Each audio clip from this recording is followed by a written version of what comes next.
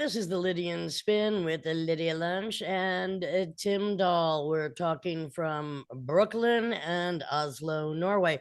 Now, Tim, in a Yes, trust the witch moment, please. right after I sent you this article about thousands of flights to Yep. and from Europe Oh my affected by God. suspected Russian jamming, Yep. like Yep. 46,000 aircrafts have logged GPS problems since August, all kinds of airlines. I sent you that article, and then you immediately tell me your flight was delayed 4 This is hours. what's interesting about it because Matt Nelson flew back to New York yesterday. His total duration from like when you leave the door to when you arrive at the door was 11 hours. Mine was from Munich to Oslo, 10 hours with a Lufthansa direct flight paid for, like a fancier one, right? Oh, And of God. course, they did this subsidiary fucking thing they bought, which is Air Baltic, which is connected with what your story is actually basically Right. talking about. But it took me 10 hours to get to fucking Oslo, and outrageous. Now, fortunately, and I'm gonna have to fight for it because it's gonna take my time. The EU does have they have regulations that if over X, Yeah, if the X amount of delay time. is over 3 hours, I'll get a refund. But then I have to go Good. to, And I know you will because that's how you are. But well, absolutely, I'm going to. GPS jamming is what it's called. It's just, ridiculous. I mean, even, the UK government that their defense planes had GPS signals jammed. Okay, go for that. Leave the passenger flights alone. Now, as if that isn't bad enough, fortunately, you weren't on this flight because there's so many. I've never really had a horrible um, asshole on flight with me. I don't know if you have, but there's so I many. had today, yeah, There's but so go. many. Yeah, except you were probably the asshole today, but Oh no, no. I was because there are other assholes. Not to digress.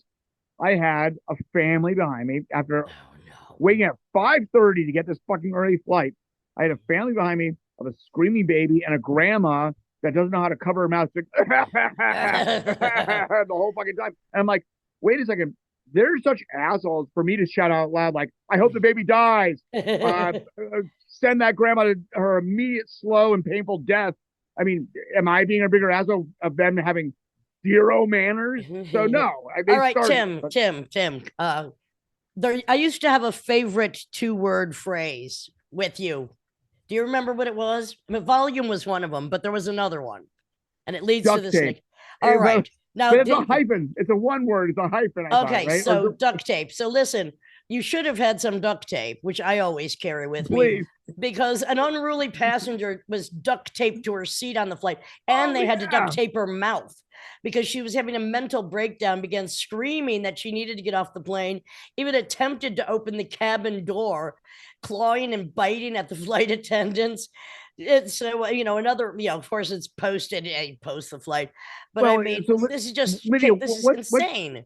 what's your gut on this? Because is it because everyone has phones and was this happening the whole time on passenger planes and people just go nuts, No, or do you think no. there's actually an increase in this kind of behavior? There's a definite increase because every idiot, wants to go somewhere. So there you go. I mean, Well, every idiot wants to go somewhere, but I'm totally intuitive, not scientific. I think people have so much anxiety when they yeah, have to just like leave. I think the amount of like Ambien and pills they're on, yeah. And mixed with mental alcohol, collapse. it has special reactions. I think that's my Well, feeling on this. and Like, maybe it's wrong. so much of it is in America. We don't really hear. I mean, you may have coughing grannies and crying babies, but you don't hear of too many European passengers, British perhaps, going this far out of their freaking minds. It's like you should be happy you're going somewhere else. Live the dream, Well, whatever. it's interesting. Yeah, but I was about to make a pro Bavarian comment, but that's Well, outrageous. I'm gonna give one possibility because Sure. everybody is so poisoned by the food in this country, and I'm just looking at a list. It's not the full list. There's only about 69 companies on this list. Then I'm going to give you some, and then you can tell me if you know what All the right, common go, denominator is. go. Aunt Jemima, Banquet, Betty Crocker, Biscuit, Bisquick, Cadbury, Campbell's. Corn syrup. Corn syrup. Yes, but go ahead. The key word is Duncan Hines, Famous Amos, General Mills, Green Giant, Healthy Choice, processed food. But keep going. Close. Processed fly. Who owns most of these companies or pollutes them? Kellogg's, Kid Cuisine, Kool-Aid, Kraft, Lean Cuisine, Butterworth, Nestle, Monsanto. Monsanto, of course. Monsanto. That's they got their St. fingers in all of this. St. Louis is the most dangerous city in the United States, and it's Anheuser-Busch, Monsanto, and Purina.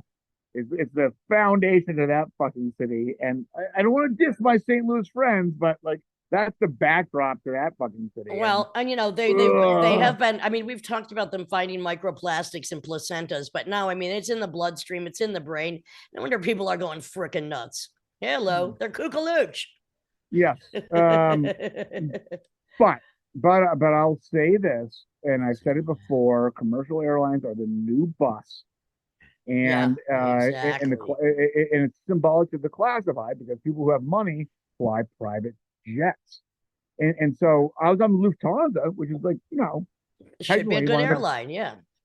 This is my epiphany today.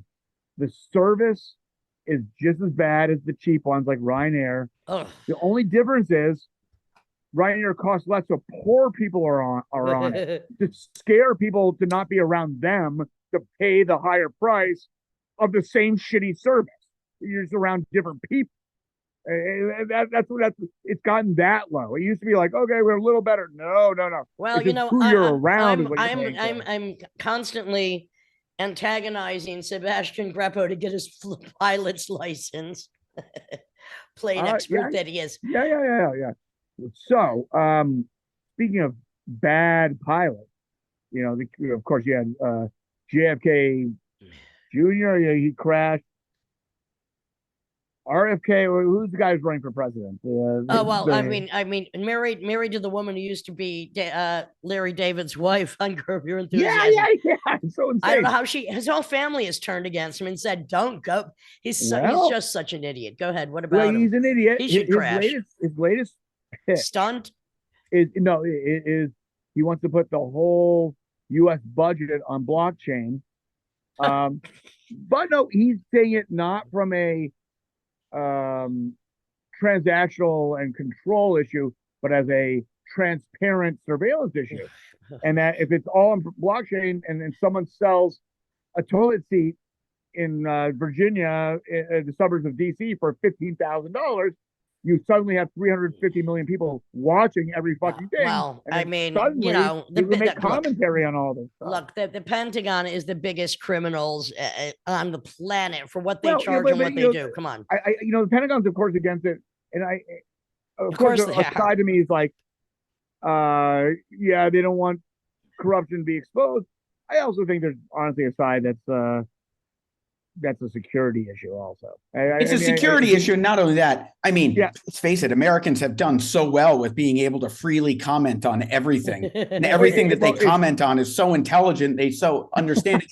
I mean, you allow everything to be on the blockchain, particularly in terms of military spending. And then you let every fucking moron who believes in a conspiracy theory to be like, see, that toilet seat, that's the aliens right there. This is the genius of Simon Slater, which should be on the podcast more often. No, but Simon, you're correct. He's right. In fact, Matt Nelson and I did a grid tour, and I'm now in Oslo did a solo show. That's besides the point. Tomorrow I go to Bergen, but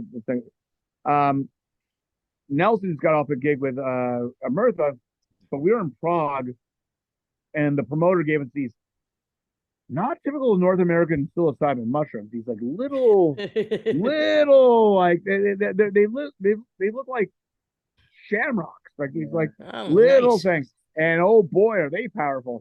And we had this conversation. Dave Budden told me about this actually. That when things were going really well for FDR and the New Deal, he had this really earnest, grand idea about all Americans should be able to send in letters and make commentary and give advice. Well, FDR stopped that pretty quickly because all Americans are pretty nuts. Like, people are just writing all insane fucking things. Like, whoa, like kind of an earnest guy about caring about society, but he's like, yikes, people are out of their fucking mind. It's microplastic delusional syndrome. Now, speaking of which, Tim, you're an expert in many things. Have you heard of, or do you suffer from? Because I think you might. What? PGAD. Post-traumatic anal disease? No, persistent genital arousal disorder. Just asking. Just asking, because it is a condition. It's a condition that makes you, get little pins and needles down there. Anyway, a gal is suffering from this since the age of 6, and she has only had a few pain-free days. And there, treatments and surgeries are being developed, but there's still life without PGAD one day could be possible. I think I know a few women that have this. Mainly it strikes women, I would believe. There's nerve pain. It's not wanted. There's no pleasure. It's all neurological. Yeah. There's no pleasure because there's nothing painful enough to overcome the pain that's already there. So I've heard it's like when I read the Guinness Book of World Records or Ripley's Believe It or Not, like encyclopedia, the kid. It was like, one thing that fascinated me was the guy who, and I am just recalling right now because I wish I knew what his name was, but the guy who had the Guinness Book of World Records hiccups. He had hiccups for like 70 years or something because it was he had a car accident, some spinal neurological thing where with his lungs, he was just constantly having hiccups. But I heard about a woman that had multiple orgasms every day, like 50. Well, okay, I think she committed suicide. PGAD is not to be chuckled at because it could be quite painful. However, there is an operation called the vestibulectomy, a surgery to remove the painful tissue from the vagina. But during the examination, they found that this gal in particular had a duplicate. So she needed to have the blocked tissue of the vagina removed, which was causing it to divide into 2 parts. Then she could have her vestibulectomy. Oh, the fun we could have with surgical tools. Anyway, speaking about surgical application of musical insanity, we're repeating an episode with Buzz of the Melvins because they just released an album April 24th called Tarantula Heart. So we thought we would just give them more exposure as if they need it. Maybe they should give us some fucking exposure. Yeah. I'm just saying, this is the Lydian Spin with Lydia Lunch, Tim Dahl, and Simon Slater came in for a little dabba dabba doo-yah. Yeah.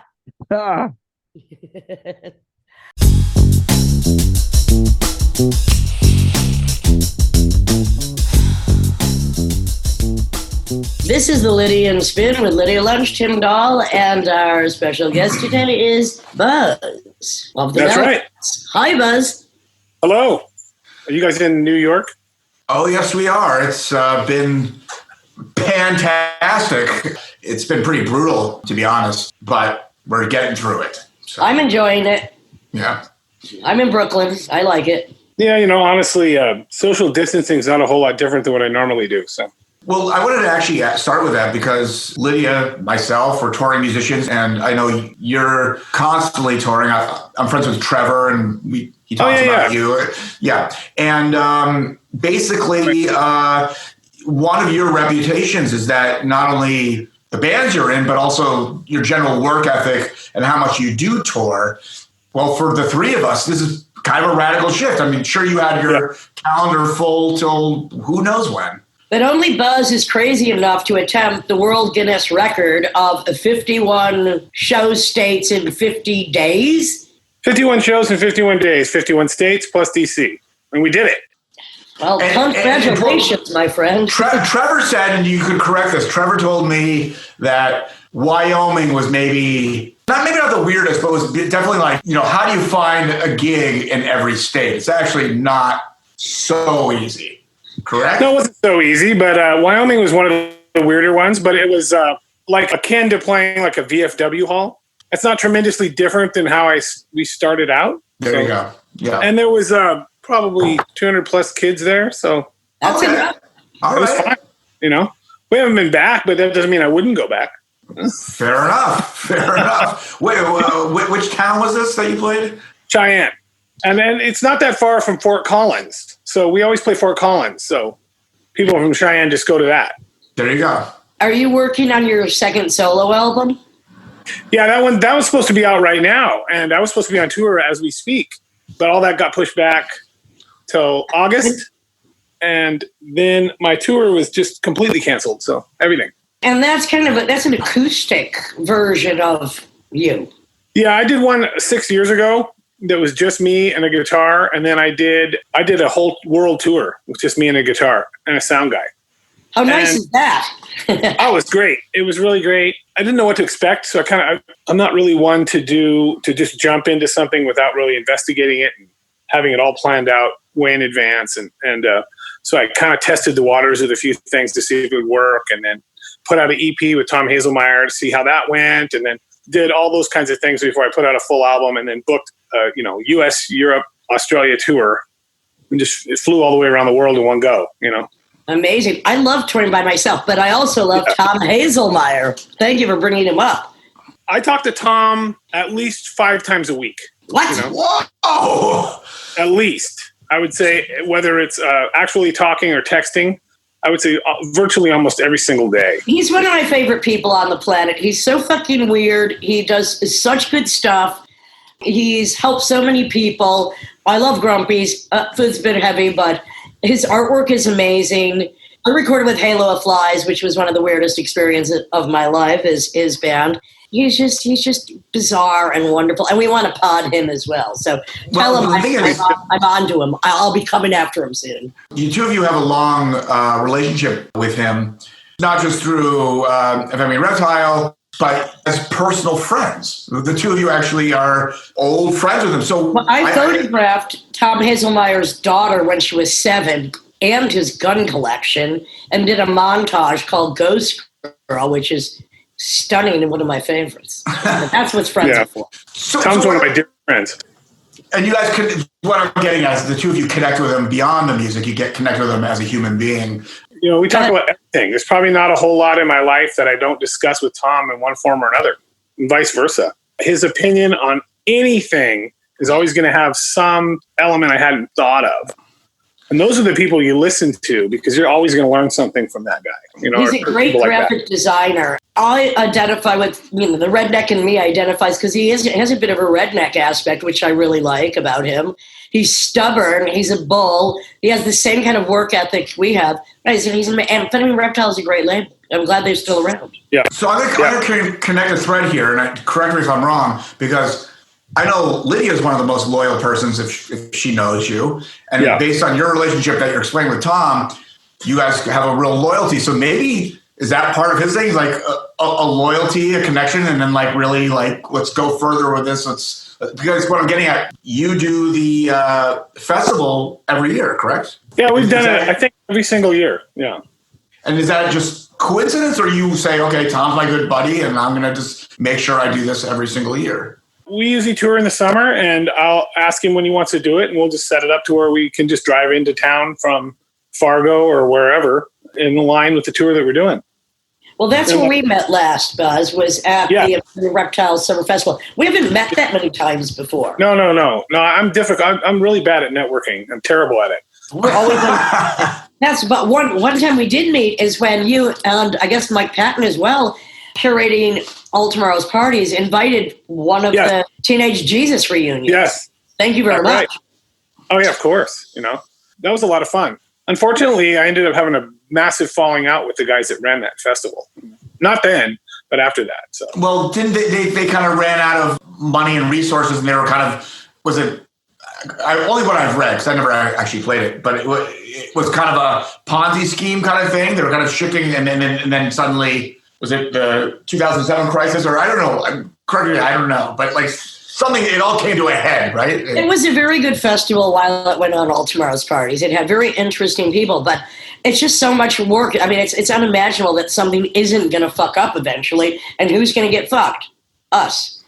I didn't, but the artist. We didn't lose a bunch of money, but I just had massive disagreement with them about how we were being treated. And I was just like, I'm not good at I'll just walk. I'm just like, no, I don't care. I'm not going to let you treat me like that. And that's it.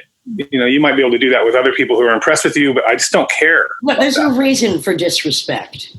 No, I can't imagine doing it. There's one other time when we almost came to that with them on a different time before that, when they were like, okay, here's what we're going to do. It's going to be, you guys are going to play with Sonic Youth and Iggy Pop, or the Stooges, and we're going to put you guys on, or Sonic Youth's going to play, the Stooges are going to play, and then you're going to play. Oh, I was like, no way. That's not happening. Well, that's what we want to do. I go, no. Too bad. No, I will not. You no, think people are going to leave. It's like you think that I'm stupid enough to go on after the Stooges? No, I'll just cancel it now. Just take us off. I refuse to do it. You have to do it. I don't have to do anything. I'm not doing it. No way. And so we ended up playing right before the Stooges, which is like, okay, there you go. And Sonic Youth went on after the Stooges. And I thought it was a massive mistake. And they accepted it. So look, it wasn't their first massive mistake. Let's admit it. I don't, honestly, I don't know. I'll take your word for it. I think All Tomorrow's Party I've done more than anybody, which I'm very happy, under many different auspices. But one of my favorites, and you worked with them and made a great album, Crystal Fairy, Omar Rodriguez Lopez. I had been talking about Mars Lopez for months. Nobody cared. I'm like, I was obsessed with them. And then Lee Ronaldo said, they're inviting you to a festival. And I'm like, what? And it was All Tomorrow's Parties. And I'm like, why did you guys invite me? And they said, spoken word. Here's two boys that are so tiny and talented, though. They could both fit inside my body. I loved Mars Volta. They were one of my favorite bands. Crystal Fairy is you with Omar and Terry Genderbender from La Boucherette. It's a great combination and quite diverse music. That was one of my favorite things I've ever done. And it's too bad it just never continued. I mean, that was me and a drummer from the Melvins, Dale, and those two. And actually, it really started with me, Dale, and her. Okay. And then we added him later. But I've never been in a situation where we would write a song, and as we were working it out, she would finish the lyrics and then record the lyrics. Perfect. Like cool. Minutes later, Cool. It was crazy, the whole record like that. Yeah. And it just, they were, it's a long story, but it's not didn't end well. I mean, let me put it that way. I find that Mars Volta are kind of plagued. How was it working with another guitar player? I never have any problem with especially one who's so, over the top. Well, he played bass on the record. Oh, he played bass. Okay, there we go. That made it easier. He did a great job. I thought they both did an unbelievably amazing job on the whole thing. We had toured with La Boucherettes. That's how we got to know them. And I just thought Terry was extraordinary. And I loved the way that she was on stage. And I thought she was super talented. And I wanted to make music with her. A very powerful female force, yeah. Yeah, and I haven't seen that much. And when I do, I'm very excited about it. Did this formula just kind of happen naturally in terms of just, okay, here's the lyric, we're going, that's it? Or were you working through the process for a while and then you found out this was the most efficient and pragmatic approach? No, we hardly worked on it at all. It was like, okay. I would have an idea for a song, like, let's say, and it would just be us three, me, Dale, and her, and it would be like, okay, I have this idea. I'm showing Dale, I'm working it out, and she'd just be sitting in the room listening to what we're doing, And by the time we got done working out the song to where we had it, to where we could track it, because we were doing it in our studio, she would have the lyrics done. It would maybe be 25 minutes. Yeah. Melody, everything. So then we would lay down the drums, get it, because, you guys have all recorded. I've recorded tons and tons of records, and I've come to realize that a lot of times, once somebody, like especially a drummer, once they figure out the song, if you hammer it for another 2 months in the rehearsal studio, it kind of beats the life out of it. Yeah, it does. Yeah. If they're playing it at the edge of their ability and they just have it, just then you're going to get something that you're not going to normally get out of somebody. It's funny because Rod Stewart claims that's how he made all his hits back in the days, kind of just coming in with faces and just like, okay, I'm just going to write a lyric and a melody and let's just do it. So, yes. Yeah. And so then I would do a scratch guitar. And she'd go, okay, I'm ready. And so then she'd have a scratch guitar to sing along to and the drums. And then she would just put down the vocals. And then I think it was the first time anyone had ever produced her as vocals. So like, okay, let's do a double track of your vocals. She'd never done a double track vocal ever. She'd never done. Okay. We're like, right. Well, there you go. Well, so it's a collision of a lot of ideas, and it's amazing. And that is, I always find the artist thing is if you have experience when these things arrive, like just seizing the moment and just doing it. I want to go back to ATP and the two of you, and you worked with Mike Patton and that whole thing. So when Fantomas started, did you have a relationship with him already, or did he just cold call you and said, hey, I have this idea? Mr. Bungle was fans of ours right about the time he was MTV poster boy, like, I don't know, 89 maybe, when he was. There are so many flukes and rockets, just amazing. I know this now better because I know those guys now, and I know Trevor really well, and Trevor's played with us a bunch, and I've often said that the best thing I got out of Fantomas was my relationship with him. That is way beyond music, so that's really incredible for me, that kind of thing. But Mr. Bungle, the band that they had before Faith No More, he was in Faith No More, because of his gigantic success in Faith No More, they were offered a deal on Warner Brothers. I think it's the same as Slash or whatever it was. And so because Mike was a huge property at that point, they were willing to we'll let you do your other band as well. No problem. Okay. They really liked our band and asked us to play a bunch of shows with them. That's how I met them. So we played a bunch of shows with them, and those were some of the worst received I've ever been as a band. Because the Mr. Bungle fans didn't hated us. They hated you. They just hated us. It's brutal. It was brutal. And there was one show in particular in Anaheim where I think it was about 3,000 people in the round, and they just brutally assaulted us throughout the entire set. Some people said to me later, "You guys got booed off stage." I go, No. They booed until we left the stage. Well, they didn't leave because they were booing.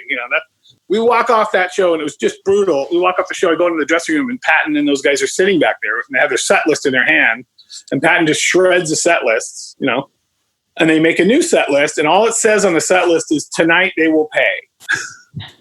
That's it. Well, that's some loyalty. It's funny. So maybe the common denominator here is Trevor, because Trevor told me that Fantomas opening for Tool got the same response on certain nights. Maybe he's the threat on this. Buzz, we all know it is better to be hated for the right reasons than loved for the wrong reasons. You just play another show. Yeah, exactly. But it was really odd to play those shows with those guys because he was MTV poster boy, and he always wore a mask. So the girls or whoever were there to see him as a result of his MTV. Because I don't know if you guys are aware, but Mr. Bungles is not really a bright and breezy pop tunes band. They certainly don't sound like Faith No More. Yet they were packing these places because of Faith No More. So that was all very odd. And there was a lot of confusion at those shows. So they did that show. It was total white noise. They have no idea who Patton is because there's so many people on stage. And at some point during the show, he goes out there with this giant eyedropper thing. It's like big, like with a bulb on it and like a nipple sort of thing on it. Drops his pants, shoves it up his ass, squeezes it into his ass, turns around and blasts an enema into the audience. All right. I think that's the best thing I've ever heard Mike Patton do artistically. That's great. And kudos to him. I've never heard a word about it. Now it would be all over the internet. You know what I mean? But in those days, it was just like, those things happen, and if you didn't hear about it, you could just say that didn't happen. But I saw it with my own eyes. Or it happened. We all know in the classic opening band thing, when the headliner, there's a dog. If a band has a certain level of success, a certain percentage of the fans have this kind of. There's a thing where there's a dogma where like they're so in love with this band they love, and then out of spite or whatever it is, they don't like the opening band or they don't like other bands, and so I feel like it's kind of like. Oh, we're siding with the headliner by being brutal on this opening act and whatever. We probably chose the opening act. Well, the headliner. Well, that happens too. But let me ask this. With the Melvins, if you've been in that position where people were opening for you and they're being booed off and you have to react to that. We're weird enough as far as that's concerned that our audience hasn't really given too many people too much trouble. I mean, there might be a couple of drunk people, but basically not 98% of the audience. Usually they're very patient for doing, But wait, Buzz, you were never the poster boy for MTV? No, as much as I try, My problem is no one will let us open for them. I would love to be hated. You want to boo me? Excuse me, I got the mic. Just saying. Oh, yeah. We did a lot of that kind of thing, especially in the 90s. And we got to the point where we were just like, we're tired of trying to sell the band like that. Yes. Well, I'm here to open for you, Buzz. I'm actually, if you could see what I was doing from my waist down, I was very open for you right now. We have a lot of fun. We do a lot of that kind of stuff, and I'm open to anything. So, but like now, I mean, for us to go out on a tour like that, opening for somebody else, it would have to. The only reason I would do it is if they were paying us enough money to make me do it. And who would it be? Who would you even? I mean, look, I don't mind opening for anybody. I like to go on first. I'd go on at 9 a.m. and get it over with. It doesn't matter to me. I would love to play every show at noon. Exactly. Get a way better show. I'll go on at 9. You go on at noon. Exactly. We have to talk to clubs into doing it. I'm down. You play the show, then you drive to the next city that night instead of. I'm an evangelical. I'll go on early morning. Well, you could do it in Berlin, where the clubs, like the late shift clubber things, start at like 11 a.m., 12, or no, 4 p.m. is the late shift of the night before. Yeah, you can do that. You've released almost since your inception, almost an album every year. At least. At least some years you might have missed 1 or 2 years. Then you did 2 or 3 records in 1 year. But it would be something else would come out, like Phantomas or some other thing we were doing. There would always be something. And it's not all the same. I mean, I'm going to describe Melvins as heavy, very rock, a bit of humor in there, some horror, post-grunge, post-punk, experimental, but you can't really nail it down because it's not always the same thing. No, we often describe it as Captain Beefheart playing heavy metal. That's all right. All right, there you go. The closest I can come to. And I didn't realize that at first, and I realized, that's what we're doing. That's really what we're doing. We've recorded and released, including cover songs, well over 500 songs. So it's just like now, it's just the hardest part is just trying to figure out what to do. That's it. Not so much can we do it. Once you're centered on it, then it's like it's easy to do it. But coming up with ideas, like a couple years ago, we did a record where we always wanted to do a soundtrack, so we just made a soundtrack, even though there wasn't a movie. Yeah. And then we included it, made a double album of it. One's a soundtrack the way we would do a soundtrack, and the other's a normal album. What is that called? Walk with Love and Death.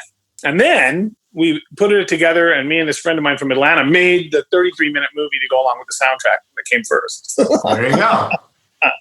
So it's just stuff like that. Once let's do that, And actually, the soundtrack record was harder to make than the regular record, But just trying to figure out something, or like let's do all 50 states plus DC in 51 days. Okay, let's do it.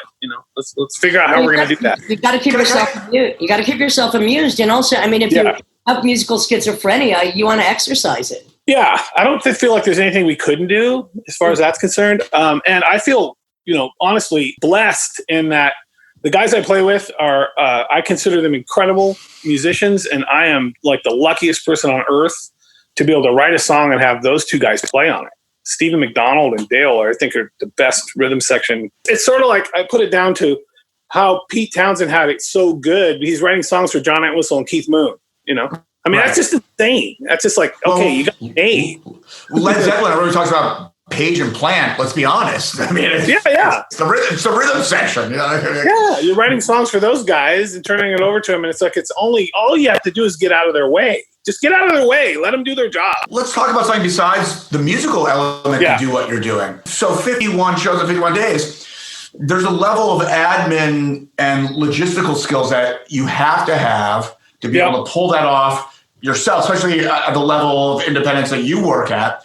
And then, of course, you need to find the musicians that are not just good musicians that actually can see that through with you. It's kind of interesting as the industry transformed and goes into a more independent thing and people are crying about it. Am I wrong that your success and your reality improved with the internet and file sharing and allowed you to be more independent on every single level, not just recording, distribution, but all admin, all logistical independence, which of course requires skills in these things, right? We did 3 records for Atlantic. We got signed to Atlantic Records in 92 or 93. And we thought that it wasn't never going to work. We thought it was ridiculous, but we're like, sure. And then we always had the idea that they were going to do one album and then we would be moving on. That would be the end of it. It wasn't, this is it for us. It's like, I just never thought that was the level we were going to go on. We don't have the MTV, kind of wounded junkie look that most of the people that get really famous on there have. We just weren't those guys, and I just didn't see that happening for us. And so we just viewed it as an offshoot of what we were doing. And if we were going to do it, we were going to sign with a huge record label like Atlantic. I think we should be on the same record label as Aretha Franklin and the Stones and Led Zeppelin. Absolutely. And then the funny thing was, as soon as those labels were interested in us, then every indie label who never paid attention to us also sent us contracts. We were like, where were you when we needed you? No, we're going to go with the big label, So we just figured it was not going to work out. When they wanted to do 3 albums in the end, by the time we got done with them, they had done 3 albums. No one was more surprised than us. It's like, okay, that sounds great. And they were, not massively lucrative, but they were a lot more money than we were used to getting. And so we were always very careful with it and operating as if we were going to be out of business in 6 months and that this was all the money we were ever going to get, which I wasn't wrong about that. So we approached it like that. And then when I knew that we were going to get dropped, I just knew it. Instead of waiting for them to do that, I went to Tom Hazelmeyer when we were still under contract to Atlantic and said, here's what I want you to do. I want you to advance us some money. We'll record a new album, for you, because we're going to get dropped off Atlantic. And then we want you to put it out. But we want to have it ready to go almost the second we get dropped, a new album, So we had put out our 3rd album, and then they still had the option that they could have picked up a 4th album. And I go, and if they do that, here's what we'll do. We'll say, okay, great. We'll take the advance. We'll sit on that album, and then we'll pay you back the money out of the advance that you gave us, and then we'll just present it to them as our 4th album. So the second we got dropped, that album hit the streets like less than not even 2 months later. And we went on the road then for the next year and a half. And the whole point is that we are not dead. These guys do not have the ability to tell, to make or break whether we're going to continue to be a band or not. We're just as viable now. And actually we're in a much better position than we were in before we did that. And so you were in a better position because also when you work with somebody that you can trust, that understands what you do, and you were very lucky in that early 90s period to get whatever they were offering, because we know that time will never come again. But however, Tom Hazelmeyer is still there, and so are other labels like Ipecac. There are other labels still going. There are other ways. And, ultimately, it's who do you fucking trust? And then you go back to who you trust. If you can find someone that's actually going to pay you for what you're owed, they're as rare as a dodo bird. You better hold them tightly to your chest and don't take it for granted because, the longest distance between 2 points is a indie record label and a band getting a royalty check. Is a check. But also, look, bands make most of their money touring. You got to be on the road. We've been lucky in that the first real label we were on was this label in San Francisco called Boner Records. They have paid us everything we did three or more albums with them. They have paid us everything we're owed since 1988, every 6 months on every single thing. And so it's like we've had people go, well, you should take those records and put them out somewhere else. I go, why should I take records away from someone who's been so nice to me in a situation where it never happens? Indie labels are a way bigger ripoff than the majors ever were. They just don't ever pay you anything. We could walk with our records anytime we want. Why would I do it? These guys are being cool. The hilarious thing about that is we were done with Atlantic. We put out this record with Tom. We toured a bunch. And then, we were kind of wondering what we were going to do next. And then the Phantomos thing come up because I remember you asked me about how that happened. And then they knew me from when we opened up for Mr. Bungle. And so he asked me if I wanted to be involved in that. And I said, sure, that sounds great. It was all Mike Patton's music, which was a nice change for me. Greg Workman, who's the guy that is the main head honcho over Ipecac, which was their manager. And so he's like, I'm going to start looking around to see if I can find a record label to put out the Phantomos record. A bunch of majors were interested until they heard exactly what it was, which is, really schizophrenic sounding music. Doesn't sound anything like what Faith No More sound. It's just the exact opposite of all that. And it's really weird. And so we came to this label that I won't say, but they were like, well, we're interested in putting it out. And so we have me, we have Mike, we have Trevor Dunn, we have Dave Lombardo from Slayer in the band. And they go, well, Mike had demos of all the songs that are on the first record that he'd made, full everything. And so they presented them with this label with them, and they go, we're not really sure. We'd have to hear the whole band doing demos. And I was like, demos? What are you talking about? And then at the same time, the same label had expressed some interest in doing some stuff with us. And I was really hesitant. I was like, nah, I'm not really sure I want to do that. And so then the guy comes back and says, this was in 98. Listen, here's where I'm just going to lay it out for you guys right now. we don't want to put out the record out. We couldn't give you any advance for this record, nothing at all. And we just think, bands like the Melvins and Mike Patton, they're on the downhill slide at the bottom of the other side of their careers. And there's just we're trying to do stuff that's newer than that. And there's just no place for you guys. And, we just don't want to be involved in this sort of. And Greg was like, I can't fucking believe that. I go, fuck that guy. And Greg's like, I feel like starting my own label. I go, well, if you start your own label, we'll do records with you guys too. That's it. That day, he found a distributor to put out the first Phantom Us record, and knowing that they had them and us, and that guy later, like 5 years later, said, that was the single stupidest business move I've ever made. It's like, duh. That Phantom Us record, I don't know how, it's sold way over 100,000 copies almost immediately. It's like, what are you fucking thinking? What a dumbass. Something that's so weird. Music is schizophrenic. It's bizarre. It flukes into selling all these copies. Who the hell knows why? Where are these weirdo fans? You just never fucking know. No. And to be that dumb about it, it's like, what kind of an ageist dipshit are you? I mean, it'd be like when I was in 8th grade, the music of my youth was not Jimi Hendrix, but I still loved all that stuff. You know what I mean? It's like it spoke to me. It didn't matter that the kids my age weren't listening to it. It's like, well, music reaches across all those barriers. What the hell are you talking about? You've been quoted to say that you're not into rock musicians being political, and yet wouldn't you argue that you're kind of political just by your independence, just by the positions that you hold, not on a direct level of like, these are my politics, but by your existence and your own reality? Isn't that a kind of a political statement? I would say it is. I guess if I had to claim what I was, I would say closest to classical liberalism. Interesting. Yeah. I mean, I don't like musicians who golf. Oh, I golf all the time. I know you do, and I'm very political. So, but we still find a middle ground somewhere, Buzz. Well, the golf thing really started with me because there were some rock musician guys I knew that were doing it, and they all.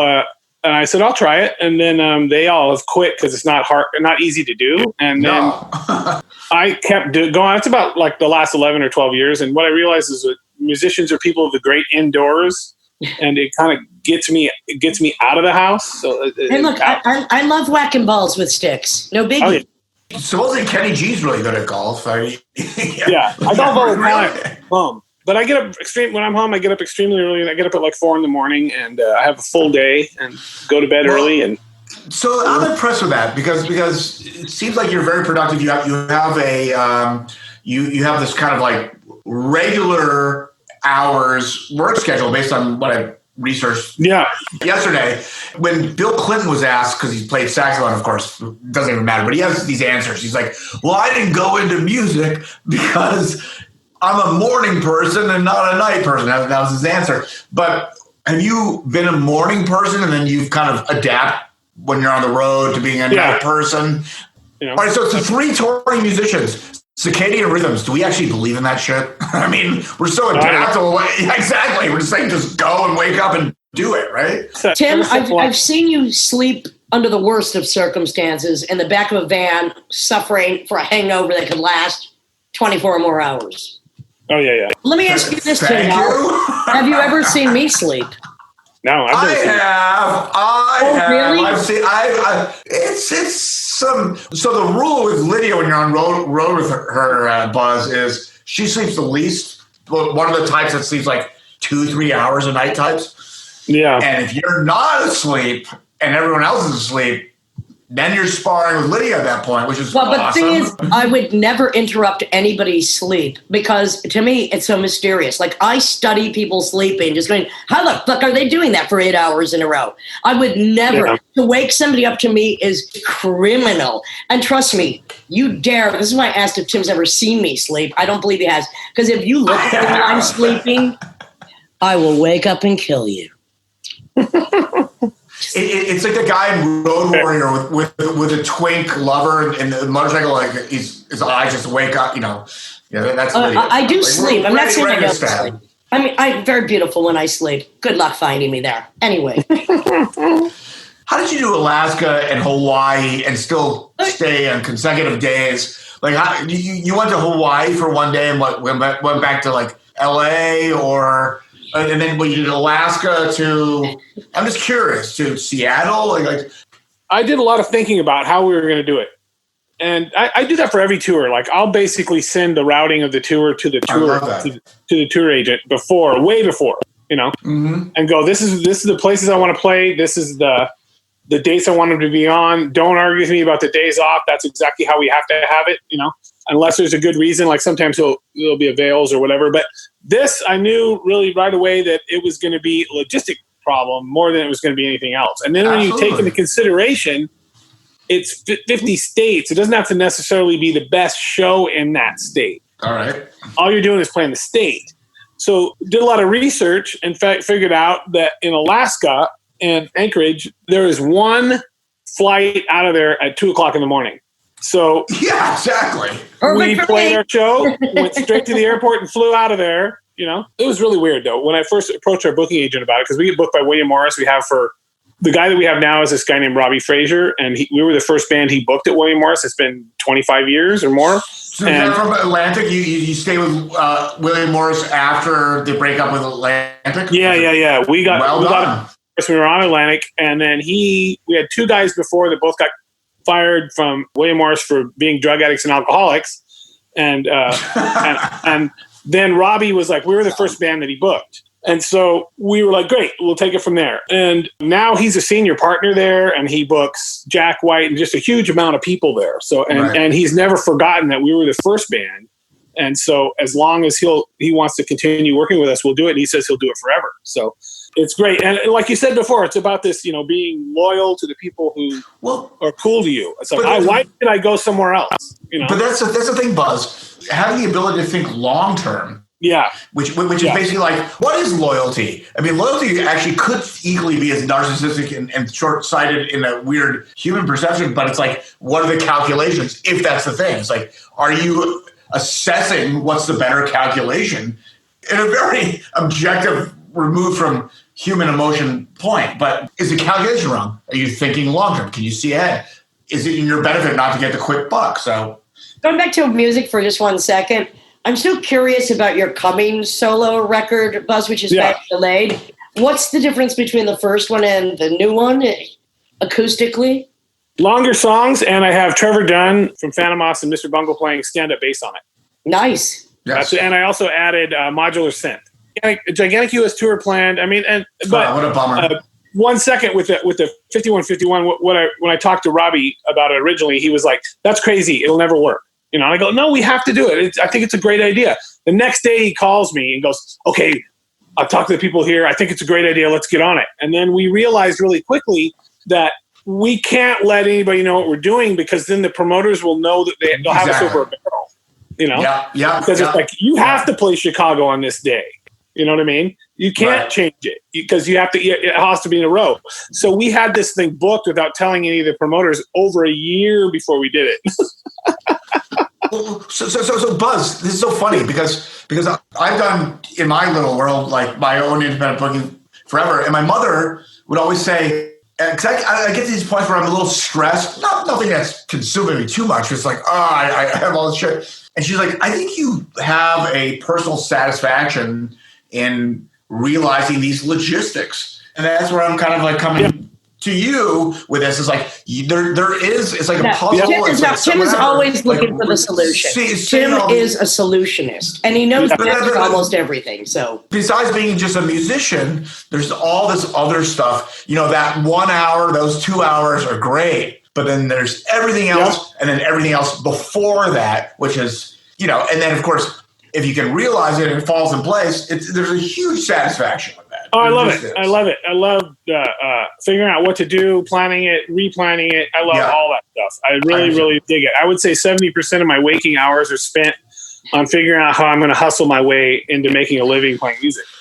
So can I bring this to you? Because we've probably always, as you've gotten bigger and bigger and bigger with the success of your career and all that stuff, is there a point where it's like, wait a second, I need to bring down the admin point of my life to allow enough space for the artistic creative element? And I'm sure, I don't know, there's been points where you could spend your whole day only doing admin. Did you ever outsource things as that was evolving, or you know where I'm going this. I mean, I don't have a manager. I never saw the point unless somebody could prove to me why it was going to be worth it, and I was going to make that much more money as a result of them, or it was going to be that much cooler. I just never have had that. I have a bookkeeper who's really amazing. My wife is a graphic designer as well, and we work really closely on all that. And I have a great booking agent, and I have record labels that I can deal with. I don't really see why I would need. And if I need to go on the road, I'll hire a really good road manager to take care of all that stuff and to deal with the clubs. But the thing is with the clubs is that I've already worked out the deals with the booking agent. I know exactly what the deal is already because I want to. So I've never seen the reason why I should have a man. I've never seen any point. And if if I have to talk to somebody's manager, I get irritated. When people ask me what my advice is to young musicians, I'm like, don't do it. Keep it in the garage. If you don't have a vision, don't give it a sound. You have no idea how much effort has to go in keeping your neck above the gutter level with this kind of stuff. You've got no fucking clue what goes into it. And you know what? Apply your time to become a scientist, an architect, a chemist, a fireman, anything else, because you have to have such stamina, such fucking balls, such stubbornness. Again, it has to really be intrinsic to who you are to suffer the ridiculousness of day in, day out, trying to figure out just how to fucking pay the rent, and then going on the road for one great hour. People just don't understand what goes into this. So you know what, kids? Put the fucking guitar down, pick up the chemistry. Well, by and large, you're right. I mean, it's you go somewhere like Guitar Center, and there's they'll sell 300 guitars, and not one of those people will ever make a nickel playing music. It's too hard to do. It's difficult. But, I'm not a 9-to-5 guy. I'm a much more than that. I've always said anyone who thinks that they can work 40 hours a week, 9 to 5, is going to wallow in hideous mediocrity for the rest of their lives. I work from 9 a.m. to 5 a.m.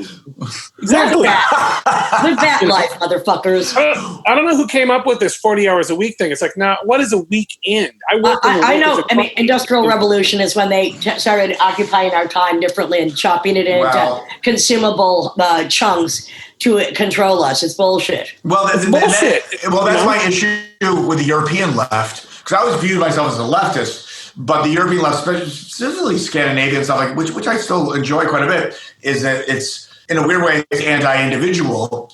There are benefits to flattening, it's like compressions, like just flattening that out and all that stuff. But I don't know. I do want to work a million. Exactly. I want to work 1,000,000 hours a week. I want to do whatever the fuck I want.